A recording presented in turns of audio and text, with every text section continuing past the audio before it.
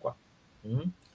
Donc, voilà un peu grosso modo les petits types de stores, mais sinon, il y en a vraiment beaucoup, aussi bien bon, que vous allez constater que c'est comme si de janvier en juillet, vous travaillez pour le service des impôts, quoi, s'il faut aller dans les détails.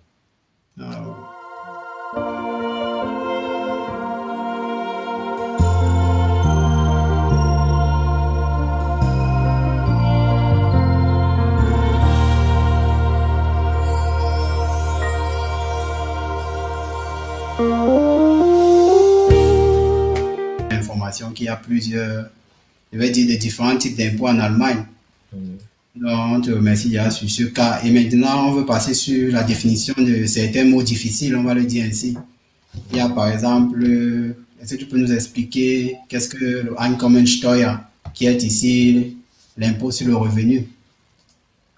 Ok, le Einkommensteuer, c'est en fait, c'est les impôts qu'on vous prélève à la fin, en fait, qu'on devrait calculer à la fin de l'année, quoi. Donc, ça dit que pendant l'année, vous avez gagné de l'argent. À la base, on vous a coupé à la base un impôt sur votre salaire. À la fin de l'année, vous devez déclarer vos dépenses, vos entrées et vos sorties, quoi. Et sur la base de ces entrées-sorties, on va vous prélever ce qu'on appelle le Einkommensteuer, quoi, sur le revenu annuel. Donc, et cet impôt dépend maintenant du revenu annuel que vous avez eu en enlevant toutes les dépenses que vous avez faites. Par exemple, vous avez envoyé les Fahrkosten pour aller au travail.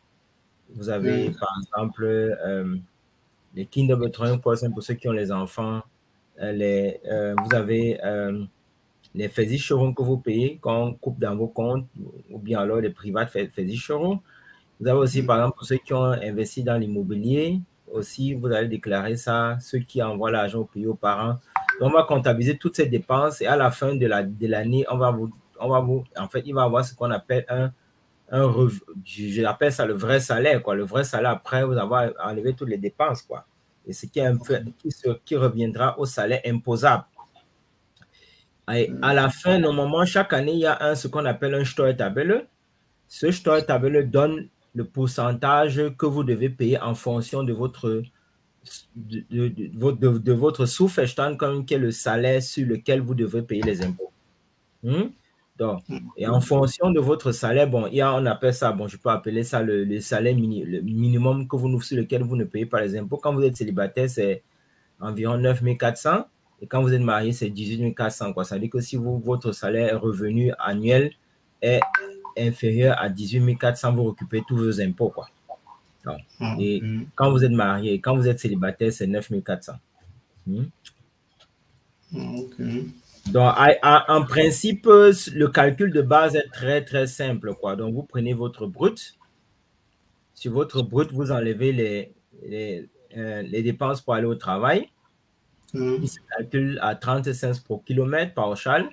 Vous enlevez, par exemple, les Versicherungen, l'assurance, vous enlevez les Kinderbetreuungskosten et vous enlevez l'argent que vous envoyez au pays aux parents. Donc, et c'est le reste là qui reste, qui est votre vrai salaire, quoi. Et sur ce salaire-là, maintenant, vous avez un taux d'imposition qu'on vous prélève, quoi. Qu'on dit, bon, voilà, je prends un exemple, vous gagnez 40 000 et pendant l'année, vous avez, on vous a coupé environ 6 000 euros, quoi, d'impôt. Et après, maintenant, le calcul de votre vrai salaire à la fin, on constate que, bon, vous avez gagné 40 000, on a enlevé 2 000 euros des Fahrkosten, 6 000 euros de Versicherung et peut-être 2 000 euros de l'argent envoyé par les parents. C'est ce qui fait qu'à la fin, vous vous retrouvez avec un salaire de 30 000 euros, quoi. Donc, et on va aller sur le salaire, le Steuertabelle et dire, OK, voilà, normalement, quelqu'un qui gagne 6 000 euros devait payer peut-être 20% d'impôt qui correspond à peut-être 3 000 euros. Donc, exactement. Ce qui fait que sur cette base, on vous remet juste la différence, quoi. Donc, normalement, le Steuer, vous n'avez pas besoin d'avoir un Steuerberater avec un tableau Excel pour calculer vos impôts. Revenu imposable que tu as essayé de détailler déjà, mais maintenant, pour quelqu'un qui n'a pas l'information, quoi, qui veut calculer ce qu'on appelle le Schufa-Steuer Einkommen, qui veut connaître qu'est-ce que c'est et à quoi ça sert, comment trouver cela, quoi. Comment tu peux donner ça brièvement, les éléments pour pouvoir calculer ce Schufa-Steuer Einkommen là. Bon, les éléments ne sont pas très compliqués. Vous prenez votre salaire brut. Maintenant, sur le salaire brut, vous enlevez maintenant les far costs, c'est-à-dire les frais pour aller au travail, quoi. Donc, ça se calcule comment? C'est 35 multiplié par le nombre de kilomètres que vous avez parcouru fois le nombre de Arbeitstage. En général, c'est 220 jours, quoi. Et vous avez maintenant les far costs. Ensuite, maintenant, vous enlevez les Versicherung, l'assurance. Bon, et ça, l'assurance, vous pouvez le lire sur votre Lohnsteuerbescheinigung à la fin de l'année. Bon, naturellement que l'assurance retraite est considérée à 90%. Et maintenant, vous considérez, on va enlever le Krankenversicherung, quoi. Ça dit que l'assurance maladie. Donc, ensuite, vous allez, à travers ça, maintenant, vous avez un calcul intermédiaire. Maintenant, si vous avez l'argent, on va payer aux parents, vous enlevez aussi ça. Donc, ça, c'est 1:1. Et puis, le résultat final, c'est ce qu'on appelle le Zuverstandkommen, quoi. Ah, ok. Non, je crois que chacun a pris note comment calculer ce Zuverstandkommen parce que c'est ça qui revient. C'est sur le Zuverstandkommen ou bien le revenu imposable. C'est de là où on calcule l'impôt qu'on doit payer, quoi. Tout à fait. Donc, on va alors continuer sur la question suivante qui est qu'est-ce que le taux d'impôt, quoi, qui est le Steuersatz. Ok, en fait, tout se retrouve toujours normalement dans un Steuertabelle, quoi. Et dans le Steuertabelle, normalement, vous avez une grille de salaire. Donc, on va dire par exemple que tous ceux qui sont entre 0, qui sont célibataires entre 0 et 9400 ne vont pas payer des impôts. Donc, à partir de 9400, peut-être jusqu'à 20 000, vous allez payer 15% d'impôts. Et ça va croître toujours progressivement, quoi. Jusqu'à atteindre, en fonction de votre salaire, jusqu'à atteindre 42%. Et bon, 42%, c'est déjà 45%, autant pour moi, c'est ce qu'on appelle les Spitzensteuersatz, quoi. C'est-à-dire que c'est ceux qui payent le plus gros d'impôts. Donc, vous allez constater qu'entre 0 et 9400, vous ne payez pas d'impôts. Donc, déjà, entre 9400 et peut-être 20 000, vous êtes déjà à 15-20%. Et un certain montant, je crois, entre 30 000, vous êtes à 35% d'impôts.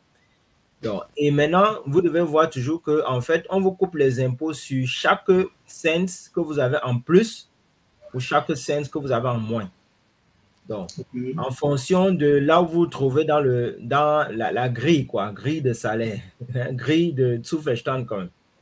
Donc, par exemple, vous devez retenir qu'en général, on vous coupe en fait, si on vous coupe peut-être 1 000 euros, vous allez recevoir toujours en moyenne entre 20 et 30% de ce qu'on vous a coupé, quoi. Donc, tout ça dépend toujours de votre Grenzsteuersatz. C'est-à-dire que le Grenzsteuersatz, en fait, qui est en fait le pourcentage de ce qu'on vous coupe sur chaque euro en plus, quoi, que vous recevez, quoi.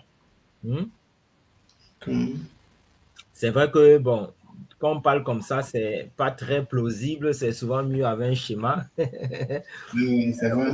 En fait, on voit la courbe, effectivement, et on voit la grille de salaire. Mais si déjà, vous allez sur Internet, vous tapez Steuertabelle, vous mettez votre Zuverstandkommen, automatiquement, ça vous donne déjà combien vous devrez payer comme Steuer, et à côté de ça, vous allez voir le Steuersatz, quoi.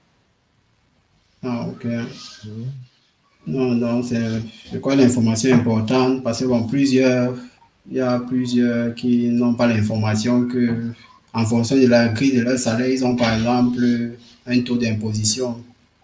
Donc, je crois que chacun peut se référer à ce tableau-là pour pouvoir avoir l'information, comme tu le dis.